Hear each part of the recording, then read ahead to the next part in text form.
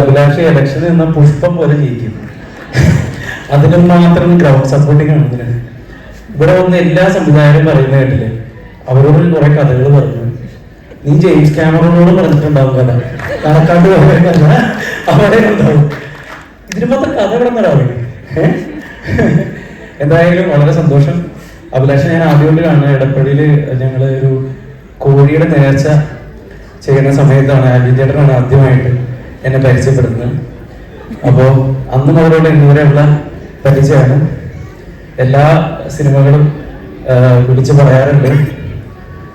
സന്തോഷം നിന്റെ ഇങ്ങനെ വളർച്ചത്. മാത്രമല്ല എനിക്ക് തോന്നുന്നു ഇവിടെ ആരോ പറഞ്ഞു എൻ്റെ മാർക്കറ്റിങ്ങിന്റെ കാര്യം.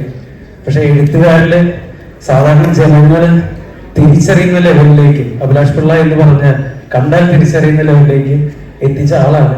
സെലിബ്രിറ്റി റൈറ്ററാണ്. അപ്പോൾ വളരെ സന്തോഷമുണ്ട് അതിൽ.